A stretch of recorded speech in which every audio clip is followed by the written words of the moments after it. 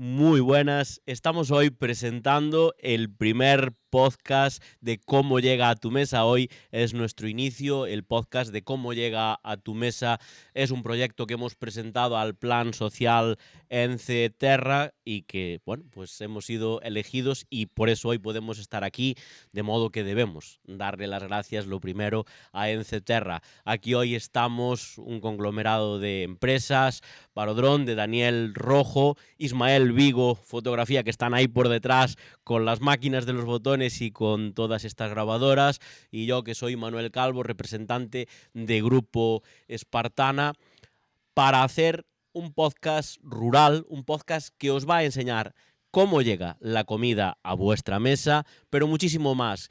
Trataremos de enseñaros cultura, tradición y a los personajes, a las gentes del rural que viven en el rural, que conservan el rural para que todos podamos disfrutar de él. Nuestro objetivo no es otro más que visibilizar la realidad del rural y sobre todo que todos podamos entender cómo llegó a nuestra mesa o cómo están cuidando ese rural por nosotros.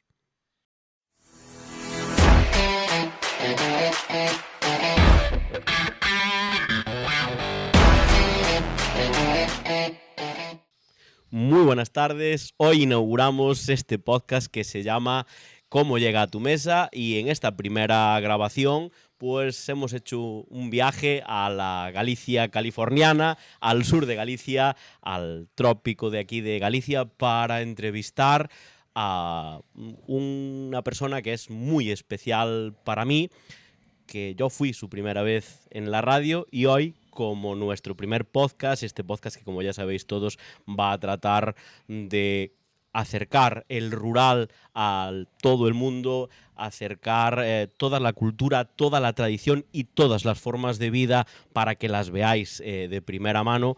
Hoy vamos a hablar con una persona súper importante para mí y una persona que yo creo que va a merecer muchísimo la pena que todos conozcáis para que veáis, sobre todo, otra cara del rural. Hoy quería presentaros a Francisco Javier Rodríguez Penedo, un avicultor de Gondomar, que aquí estamos, como os decía, en el sur de Galicia, en la California gallega, y del que vamos a hablar con él de un mogollón de cosas, pero vamos a empezar pues por una parte más polémica, que es los gallineros, el registro de los gallineros, y luego veremos a dónde nos llega este podcast. Querido amigo, ¿cómo estamos? Hola Manuel, encantado. Aquí estamos, gracias, lo primero, por brindarnos tu casa, por brindarnos esta ocasión. Y empezamos, si te parece. Decía yo, avicultor porque lo tuyo es las aves. Las aves, de toda la vida, desde los 14 años hasta ahora que tengo 30 y pico, sigo teniendo pájaros y yo creo que me moriré con ellos. Pero no pájaros solamente a nivel aficionado, sino que están ustedes, están nuestra audiencia viendo al organizador del Congreso de Fauna, organizador del Congreso de Aviornis, varias veces campeón del mundo, primer juez nacional de loros.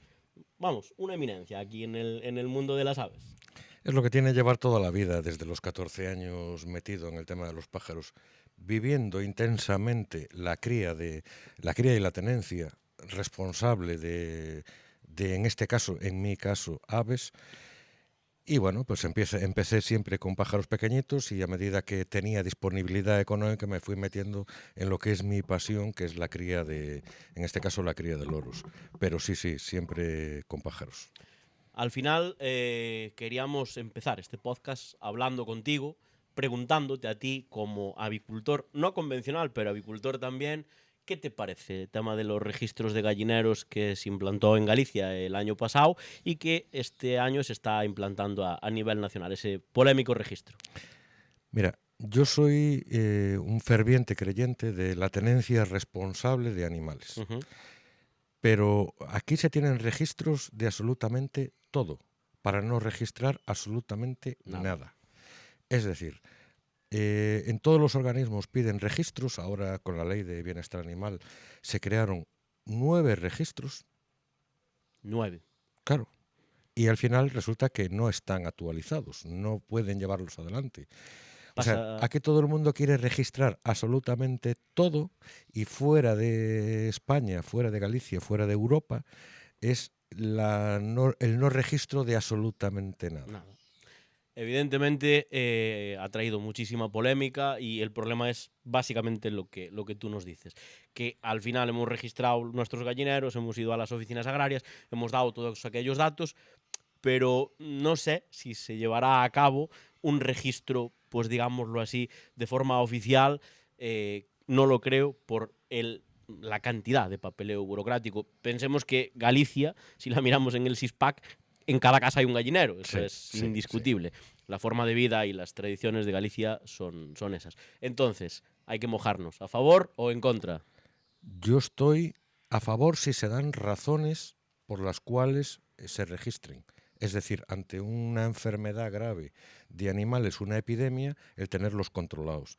Pero esto pasará como la dana. Cuando suene la campana, ya estará la gente con el agua por encima del cuello. Por lo cual, yo no soy partidario de un registro de animales que se tienen para autoconsumo, simplemente para los huevos o para lo que sea. No estoy a favor. Me parece una tremenda barbaridad. La legislación en este país, yo soy conocido, entre otras cosas, por eso, por hacer a veces críticas amargas que tú y yo hicimos de esta ley de bienestar animal y tal, soy muy conocido por eso y a mí no me gusta, personalmente tampoco. Tú te mojaste, yo me mojo también. En tu mundo, en tu campo, porque tú eres habitante del rural, pero un pouco diferente. Cousa distinta, reza aí tu sudadera, e cousa distinta porque tu modo de avicultura es no tradicional. Cuéntanos, ¿qué haces? ¿Qué crías? ¿A qué te dedicas? Sí, en este caso, vamos a ver, yo quiero dejar siempre claro, porque me dicen, es que tú vives de los animales. No, yo no vivo de, yo vivo para. Vamos a ver, desde siempre yo tuve en mi profesión, yo trabajo en una asesoría de empresas y combino el trabajo en lo que es la asesoría, lo que me da a mí de comer, con la tenencia de animales. No es algo que me mueva económicamente el tema de los animales.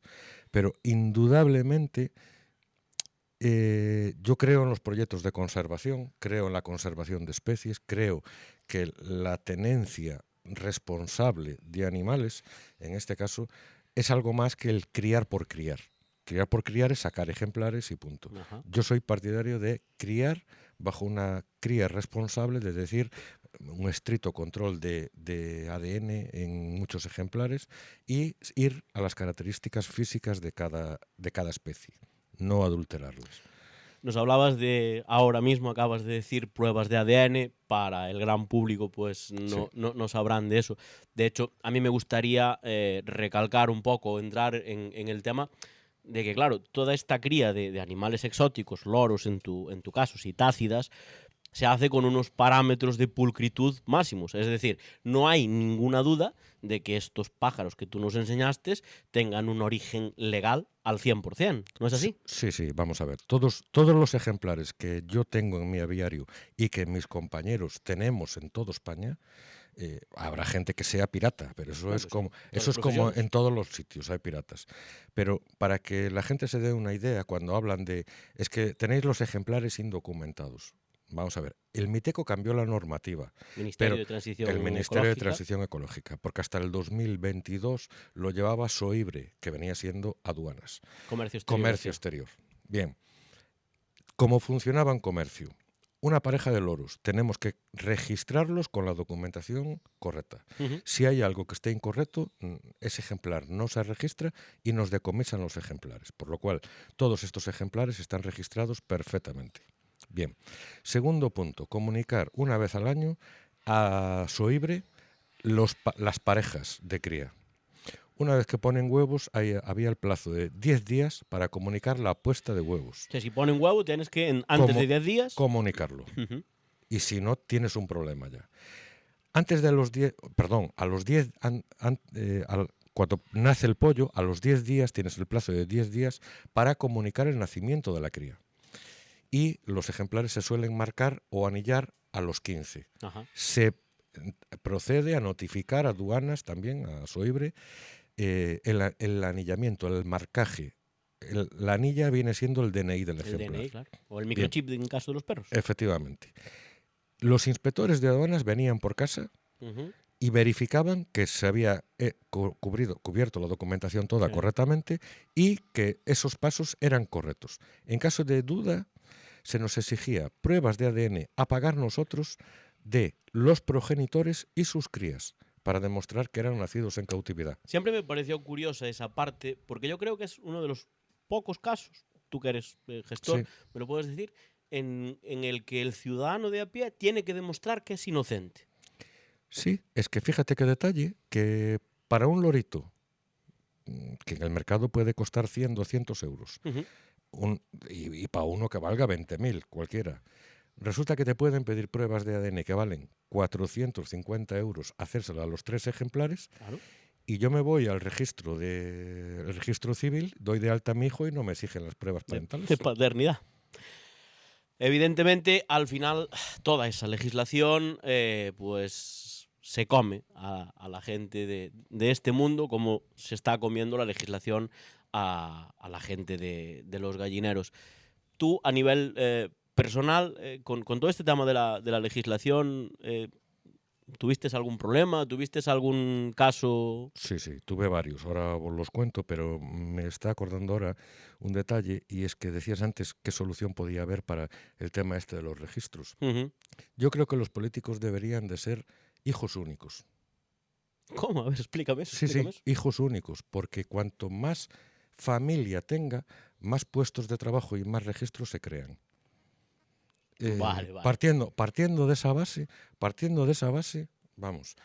Problemas sí tuve varias inspecciones de Seprona, a las cuales no tengo ningún problema en que vengan y verifiquen todo lo que tengan que verificar. Entre otras cosas, porque una vez que uno tiene un centro de cría, estás súper tranquilo. Y aparte está abierto a la inspección de la administración. Exactamente, y nunca puse ninguna objeción a que viniesen. El gran problema es que Seprona está más interesada en sacar titulares de Netflix y de Dismax. Sí, Dimax. De Dimax, que en hacer su trabajo. Y por desgracia, hablo en general. O sea, en general está funcionando así por toda España. Habrá casos en que habrá gente que sí, efectivamente, sí esté haciendo las cosas como las tiene que hacer. Pero lo que se está viendo últimamente es que hay mucha gente de Seprona que está más interesado en salir en el programa de Dimax diciendo las barbaridades que dicen, como decían en un programa que estuve viendo yo hace poco, que decía, detrás de la cría de aves va la prostitución y las armas. Completamente. Se me atragantó a mí la cena. Estaba cenando en casa un domingo. Sí. Hicieron el de las tortugas, que dijeron exactamente lo mismo. Sí. Y yo estaba cenando en casa. Y cuando oigo lo de la prostitución, pero Dios mío. Claro, entonces te pones a pensar y dices, vamos a ver, problemas que hayas tenido. Problemas que haya tenido, no tuve ningún problema en cuanto a que este ejemplar está ilegal.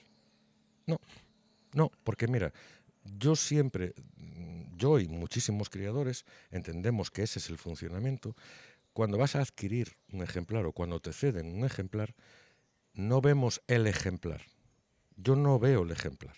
Digo, papeles, pájaro y después negociamos. Exactamente. O sea, tú, si es un ejemplar que carece de documentación o le falta parte de la documentación, no me interesa seguir hablando. Claro. No me interesa. Entonces, que el pájaro tiene toda la documentación, perfecto. Ahora vamos a ver el ejemplar. Me puede interesar o no interesar por la línea genética que yo pueda llevar. Entonces, ¿qué problema? Lo que te decía, la gente no sabe hacer su trabajo.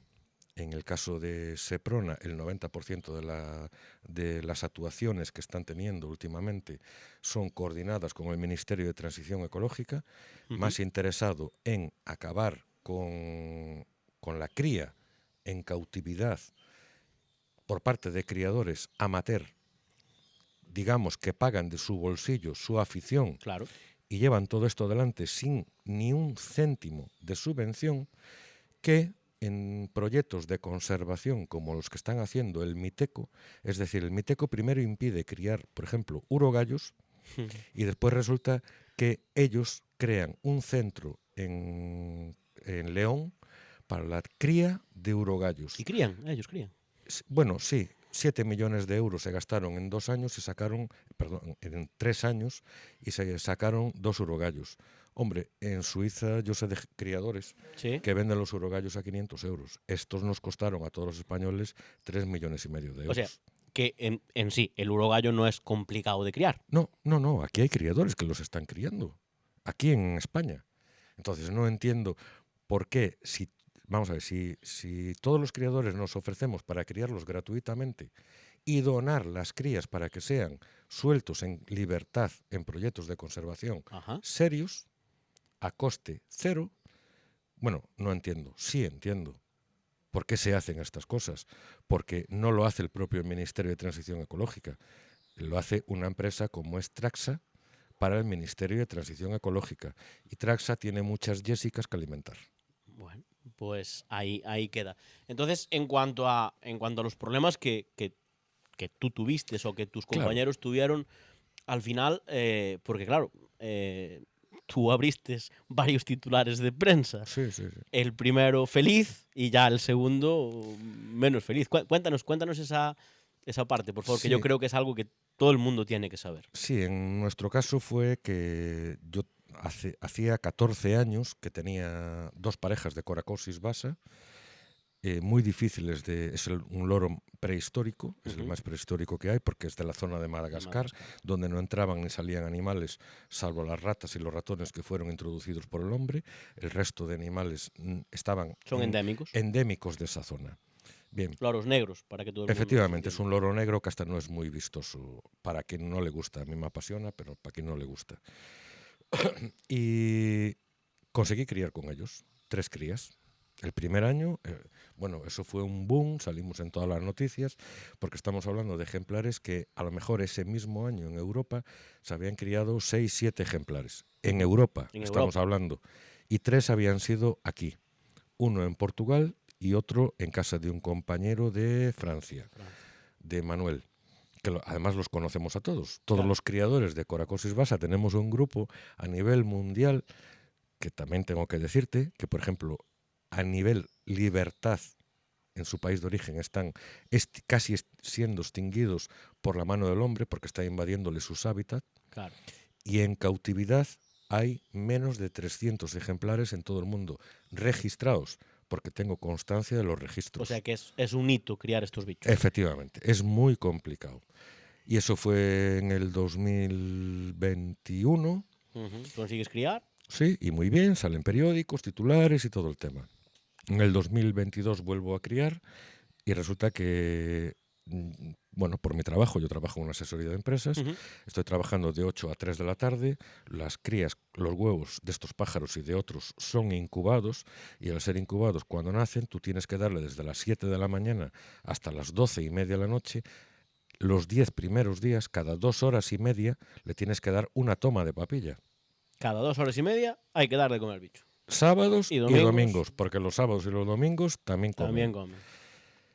Porque hay gente que dice, es que yo quiero un papillero, pero yo el sábado es que me voy de copas. No, aquí cuando estás criando pájaros no hay copas. Esto es el mundo rural. Exactamente. Sábados y domingos. El agricultor que tiene una boda y tiene una granja de vacas y el domingo tiene que ir a darle comer a las vacas antes de ir a la boda. Pues nos pasa lo mismo. Y yo tengo un compañero, José Uchadoval, que está jubilado, lo formamos entre varios compañeros, porque el hombre carecía de información, lo formamos entre todos los compañeros y él se ofreció para incubarnos los huevos de esos pájaros y llevarlos arriba. Una nani, vamos, de toda la vida. Sí. Y para nuestra sorpresa, el 29 de junio del 2022, este hombre recibe una inspección en su una inspección que casi podríamos decir fue un asalto, como en el Congreso de los Diputados, Guardia Civil, personal del juzgado, abogado de oficio, personal del Miteco, bueno, exagerado. Una actuación totalmente desproporcionada. Que acabó esposado, por lo que... No, empezó esposado. Ah, empezó esposado. Buenos días. ¿Es usted José Uchadoval? Sí, contra la pared. Y esposado. Esa fue la actuación de Seprona. O sea, así, que entren en tu casa, así. Esto no es de terroristas. Yo creo que a pocos narcos le hicieron esto. Quizás porque saben de represalias. Entonces, esto acabaron llevándose 47 ejemplares que estaban en casa de José Ucha. 47 pájaros. 47 pollitos, entre los que había pájaros recién nacidos y pájaros de 2 meses.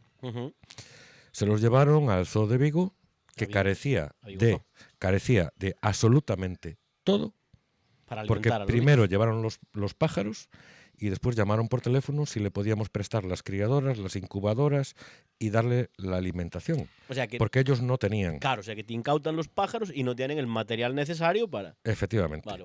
Y primero se los llevan y después te los piden. Vale, Bien. perfecto. Claro, lógicamente murieron 47, perdón, de 47 ejemplares murieron 9. Ajá.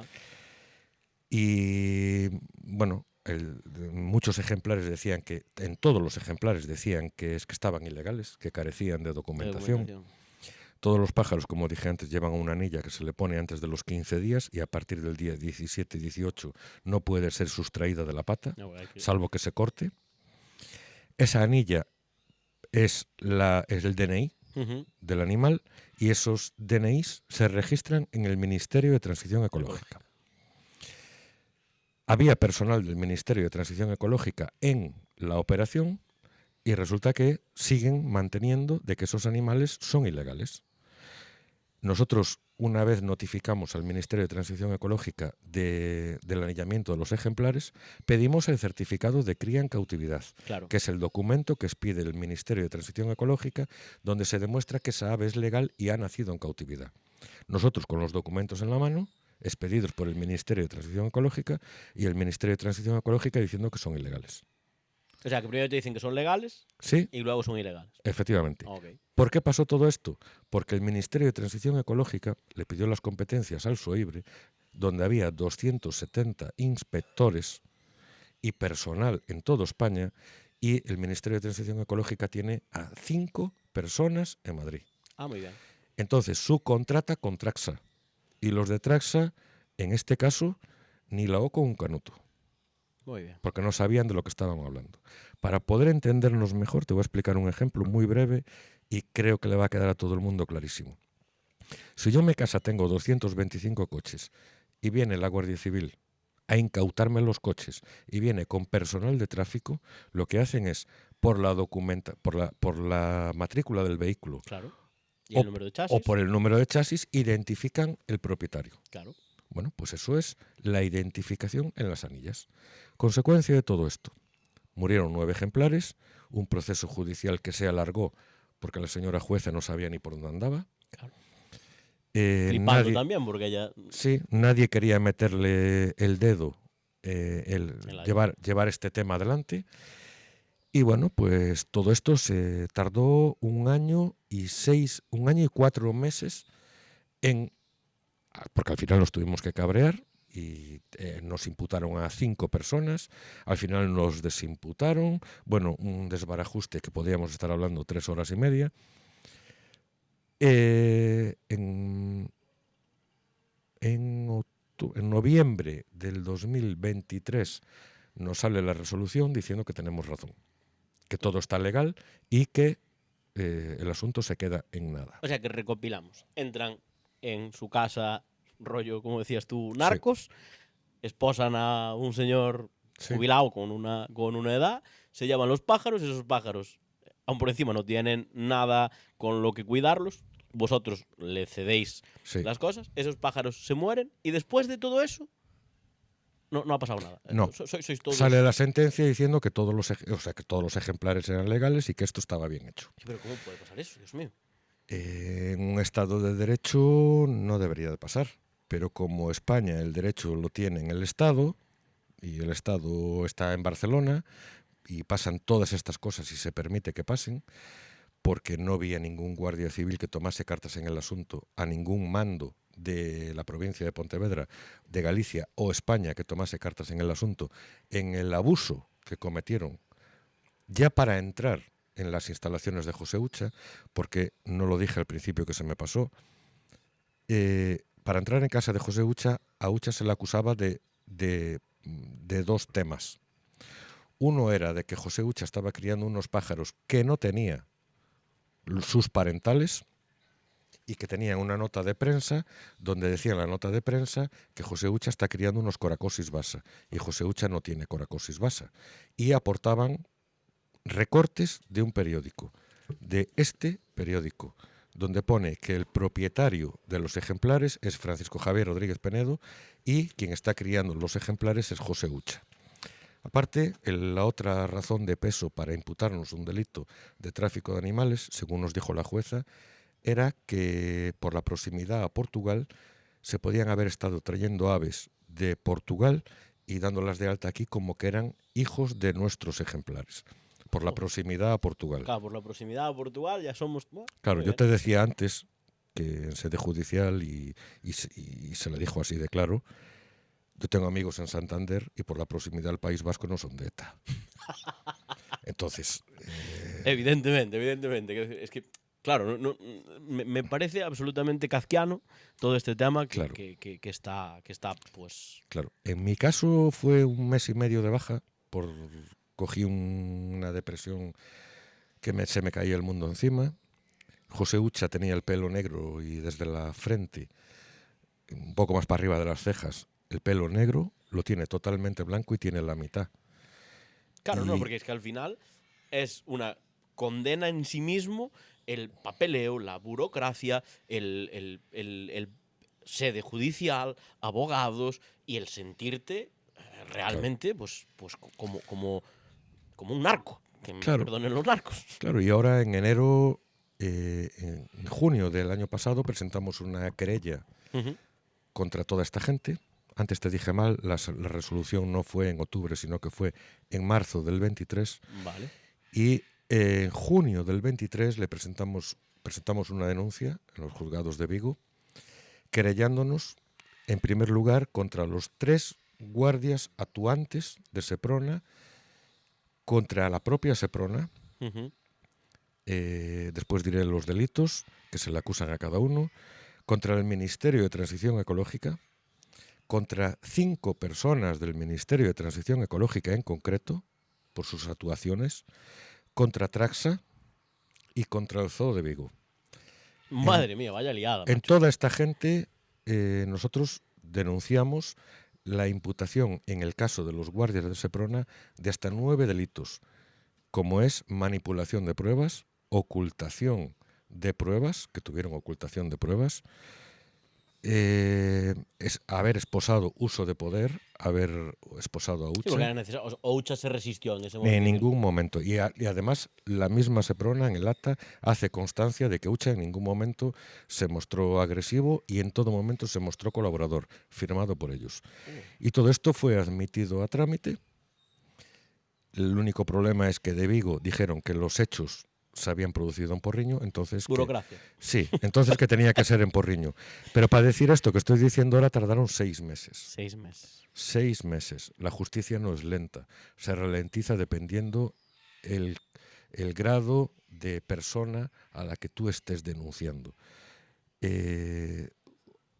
Todos tenemos constancia de que a Puigdemont no fueron capaces de cogerlo en Barcelona después de haber 3.000 policías detrás de él y, sin embargo, al que le agredió a Pedro Sánchez en Valencia, en 6 horas estaba detenido. Claro, nosotros no somos ni Puigdemont ni Pedro Sánchez. Entonces, 6 meses se nos retrasó el tema en que nos dijeran en qué juzgado le iba a llevar. Y parece ser que el juzgado de Porriño tiene o el café muy barato en la cafetería o muy pocas ganas de trabajar la gente que está allí, porque vamos de camino de 1 año de la denuncia y todavía no movieron ni un papel. Me consta que estos días nos comunicaron de que efectivamente iban a empezar a notificar a los afectados. Pero esto, desde luego, vamos a exigir responsabilidades, no solamente de los ejemplares que fallecieron, vamos a exigir responsabilidades de todo tipo. Los guardias de Seprona estaban muy tranquilos porque no están acostumbrados a que nadie los ponga en su sitio. Ellos sí están acostumbrados a ir como caballo en chatarrería, entrar y arrasar, pero no están muy acostumbrados a este tema. Personalmente me encargué de, una vez que le habíamos puesto la denuncia, hacerlo público en los medios de comunicación, y personalmente se lo envié a los mandamases de la Guardia Civil a Pontevedra, y en el Facebook y en Twitter y en algún medio más se lo envié a todos esos medios de comunicación donde está la Guardia Civil, diciéndole: oiga, tienen ustedes unas manzanas podridas en el frutero, no dejen que se le pudra el resto de la fruta, aparten a esta fruta podrida. Y no tomaron cartas en el asunto, ¿eh? Pero alguien se puso en comunicación contigo No. diciendo, oye, lo No, sentimos, no. o con esta persona, No. lo sentimos, pues... No, mira, la respuesta fue que yo tuve 3 inspecciones de Seprona. Ah, después de esto tuviste Sí, 3. 3 inspecciones. Entiendo que en ningún problema. Ninguno. Yo creo que se fueron con las orejas calentitas todos. Es decir, en mi casa yo no tengo ningún problema en que venga Seprona, en que venga el Ministerio de Transición Ecológica y en que venga la Xunta. No, para eso eres y que venga la Xunta. criador registrado. Y hasta invito a gente a que venga, sin más, gente que pasa por el portal y me dice: oigo los pájaros, ¿puedo entrar? Adelante. No tengo ningún problema. Pero lo que no consiento ni concibo es que me vengan a mi casa y que me digan: estamos haciendo unas inspecciones rutinarias en toda España y tú saliste elegido. Y le digo: perdona, ¿me puedes ver en esa lista si estoy de primero? Y me dicen: sí. Digo: mira, claro. En mi vida me tocó ni una participación ni una pedrea, y coño, van 3 inspecciones de Seprona que me toca a mí aleatoriamente en España, donde, por ejemplo, Aviornis tiene 7.000 criadores asociados. Eres la bolita del bombo esta del final. Sí. Pero no tengo ningún problema en que vengan. Y no tendré ningún problema, así se lo dije en una conferencia que se hizo en Coruña, en irme a los de Seprona, juntar al personal de Seprona y decirle: oiga, ustedes cuando van a visitar un aviario, esto es lo que tienen que ver y esto es lo que tienen que pedir. O sea que, como Porque la mayoría... Claro, porque vienen con una total ignorancia, total desconocimiento. Sabemos nosotros más de normativa que el propio Ministerio de Transición Ecológica. Pero es que ese es el problema de la burocratización, de la legislación, Claro. que hay 1000 leyes para cada cosa. Claro, Al final... antes decías qué pasa con el registro de las gallinas. Chiringuitos. Y es que esto sigue siendo un chiringuito. Nosotros tenemos los pájaros registrados en la Xunta de Galicia. Los tenemos registrados en el Ministerio de Transición Ecológica. Los tenemos registrados en el núcleo zoológico. Y ahora tenemos que registrarlos en 7 sitios más. Con una documentación que sería incluso el CITES, que es mundial. Claro, que es reconocimiento. Claro, y te llega Seprona a tu casa y no sabe interpretar lo que es un CITES. Te llega el propio Ministerio de Transición Ecológica y no sabe interpretar unas anillas. Que una anilla pone JM32 y el año. Y es tan difícil de irse a sus propios ordenadores y verificar esta anilla a quién corresponde. Mira, te voy a comentar un detalle muy curioso. Seprona y el Miteco no fueron capaces de identificar legalmente a nuestros pájaros en Porriño, a los que estaban anillados, por las anillas. Pero yo me juego contigo lo que quieras, a que tú me das un número de anilla de un ejemplar, de un pájaro, y en menos de 4 horas te localizo al criador. Pero si pasa con las palomas mensajeras, que te encuentras una paloma, miras en la anilla, la pones en internet y aparece el teléfono del criador. No, sin internet. Mira, si no es de Aviornis, es de la Federación Española. Bueno. Y si no es de la Federación Española, es de Avirrae o es de cualquier otra asociación de este tipo. Entonces, llamas y dices: oye, mira, tengo un ejemplar que tiene esta anilla.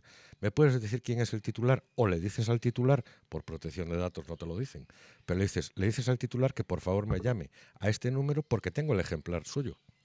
Y lo tienes localizado. Tenemos encontrado pájaros que la policía local y la Guardia Civil encuentran, o la gente encuentra y se los lleva a ellos, y en un cuarto de hora localizar al propietario.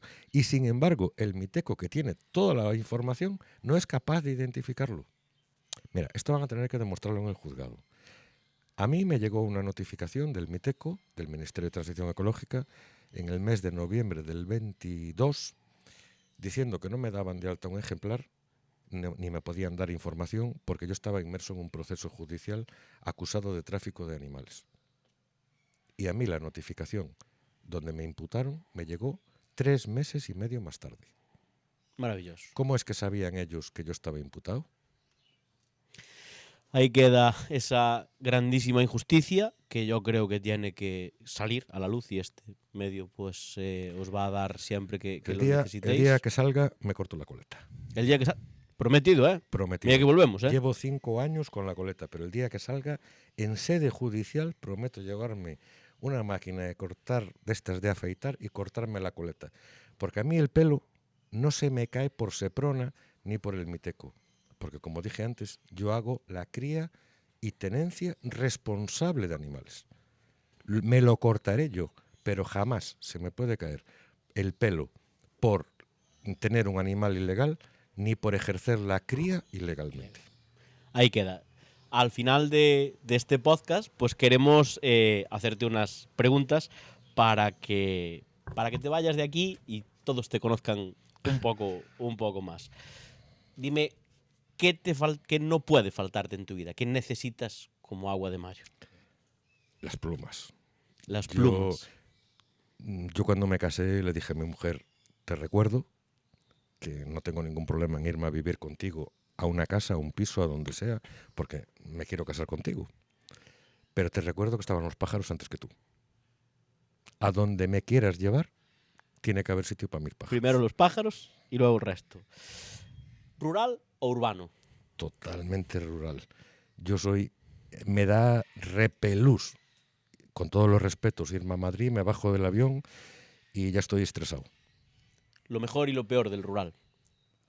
Lo mejor, la tranquilidad, los vecinos, las tradiciones y la cultura, sobre todo la cultura gallega que tenemos en las aldeas, que eso es intransferible. ¿Lo peor? A las ciudades. Los turistas que vienen a tocarnos las narices a la gente que estamos muy tranquilos en lo rural. Joder, chincho. ¿Qué cambiarías si pudieras del rural para que no pasaran todas estas cosas que hablamos? ¿Qué crees que hay que hacer? Mira, yo lo comentaba aquí con un vecino y es que yo tengo 57 años. Todos me calculan 30, pero es igual, yo tengo 57. Bueno, sí, tacha. Sí. Y yo jugaba al balón en la carretera. Uh-huh. Tenía mis amigos que íbamos de casa en casa. Y ahora todo el mundo vive en el rural, pero vive aislado, con unos muros, falta el vecindario, falta el pueblo, falta...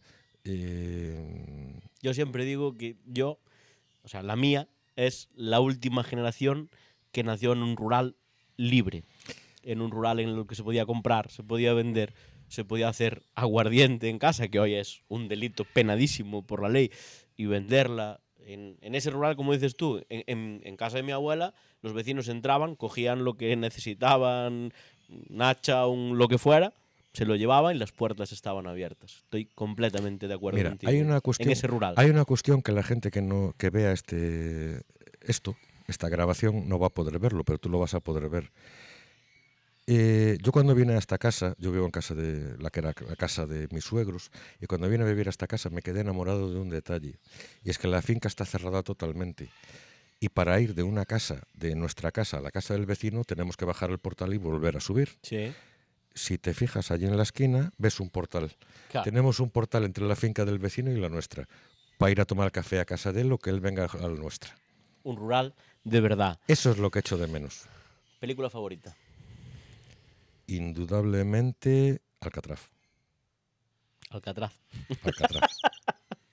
Que no porque estén presos, sino por lo que es una película basada en la realidad y lo que eso significó para los que nos gustan los pájaros. Tengo el libro y me lo leí 4 o 5 veces, de un señor que en la cárcel estaba criando pájaros y es el gran inventor del 90% de las medicinas tradicionales que se aplican hoy todavía a los pájaros. Enorme. Una pregunta que tú nos hacías a muchos y ahora tengo que hacértela a ti. ¿Qué significa vivir con plumas? Mira, esta pregunta yo me la hice muchas veces para mí significa todo. Yo llego a casa muchas veces del estrés. En Los Pájaros hoy no pudimos grabar porque si no nos escucharía. Llevo el móvil en el bolsillo y no lo oigo cuando me llaman, pero yo duermo siestas en medio de los loros. Entonces, ¿qué significa para mí vivir con plumas? Me levanto a las 7 de la mañana, cojo los huevos de los pájaros, los peso, cojo el pollito, lo peso, le doy la papilla, me voy a trabajar. Estoy en el trabajo y estoy intranquilo pensando en los pájaros. Me vengo para casa a las 3 como Esperanza Aguirre. Aunque pinche una rueda o me pare tráfico, no me paro. Vengo corriendo para casa. Le doy la papilla y me acuesto a las 12:30 de la noche de lunes a domingos. ¿Qué significa vivir con plumas? Todo. Eterna esclavitud, pero eterna felicidad, ¿verdad? Sí, a mí me lo dio todo. La banda sonora de tu vida. ACDC. ACDC. ¿El viaje de tus sueños? Ya está cumplido. Ya está cumplido. Sí, viviré 200 años, me reencarnaré 30 veces, pero en mi vida volveré a vivir un viaje como el que fui el año pasado, en junio, donde fui invitado a una boda a la India, una boda retransmitida para todo el mundo, más de 5.000 invitados, donde iba... Voy a comentar una anécdota porque no tiene mucho, pero para que os dé una idea de lo que estaba pasando en la boda. Llego al baño, yo y un amigo, me pongo a mear y veo un revuelo. Y veo para el lado y veo un tío allí. No le di importancia. Tony Blair. Maravilloso. Y fuiste por merecido representante de la lucha, sí, yo lo pregunté, y de la difusión. Yo lo pregunté porque me extrañó muchísimo. En uno de los salones había unos salones que era como IFEBI. Había, yo creo que eran 200 y pico de restaurantes de todo el mundo. Pero españoles no había. Y en la boda estábamos, vamos a ver, fue una chica de Asturias, que es muy amiga de, unos amigos. Fue el presidente de Aviornis, el secretario de Aviornis y fui yo. Ellos fueron invitados por Aviornis y yo fui invitado por otra gente. Éramos los únicos españoles, ni embajadores, ni nadie, no había nadie. Entonces, impresionante. Esa boda fue algo que puedo vivir 200 años, pero es impensable. ¿Trabajo de tus sueños? El trabajo de mis sueños sería trabajar con pájaros. Trabajar con pájaros. Mi ilusión sería estar en casa criando pájaros. Y sobre todo, ahora una parte importante. Os vamos a pedir a todos y a ti el primero un mensaje inspirador para llamar a la gente a ese rural que soñamos, ese rural que queremos, y para llamar a la gente a un mundo como este tuyo, que es rural. Porque yo siempre digo que todos queremos que la gente vuelva a vivir al rural, pero la gente también tiene que vivir del rural. ¿Tu mensaje inspirador? Sí, yo creo que... Vamos a ver, a mí se me hace muy difícil ver muchas cosas. Yo nunca me imaginaría, por ejemplo, el viaje de la India. Yo no concibo una vida fuera de la vida de los pájaros. Y la vida de mis pájaros yo únicamente puedo realizarla en el rural. Para mí el rural, el salir y conocer a un vecino, el estar con un vecino, el ver, pues que ahora no se hace, pero el vecino que está haciendo una obra y le vas a echar una mano. Eso es que hay una ley que te lo prohíbe. Sí, pero eso es calidad de vida. Claro que sí. Eso es calidad de vida. El que, no sé, ahora estábamos hablando que va a venir, ya hace un año que empezaron a hacer una casa aquí enfrente a la mía. Y hablamos entre 3 o 4 vecinos de el día que vengan para aquí, nos vamos a juntar con unas botellas de vino, unos chouripans, y nos vamos a su casa a darle la enhorabuena por venir a vivir para la aldea. Esto no tiene precio. Eso no, es algo que no tienes que vivirlo. Para saber lo que es. Y mucha gente opina de ciertas cosas desde el Congreso de los Diputados, y yo le decía a un diputado, los diputados sois como los médicos. Opináis en todo, creáis normativa en todo y no tenéis ni idea de lo que estáis hablando. Tú en tu vida pisaste una mierda de un animal, salvo la de un chihuahua en las Cibeles. Y pretendes darle lecciones a una persona que cuando sale de su casa pisa una mierda de un animal y pisa tierra, no cemento de hormigón. Eso es calidad de vida. Y eso es lo que tenemos que transmitir y dejárselo de legado a nuestros hijos. Sin duda ninguna, hay una frase de mi abuela que me crié en su casa que me decía que las manos manchadas de tierra no son ningún pecado, que con el agua se lavan. Otras cosas como las que os pasó a vosotros no se lavan con agua. No. Pues muchísimas gracias por esta casa, por este tiempo, por contarnos tu historia y sobre todo, pues muchísimas gracias a los que están ahí, al otro lado, viéndonos. Espero que hayáis disfrutado de este primer podcast de cómo llega a tu mesa, aunque los pájaros de Javier no se comen, pero sí que es otra forma de vivir en el rural, de vivir del rural, que todos debemos reivindicar. Pues para eso estamos nosotros aquí. Chao, chao. Chao.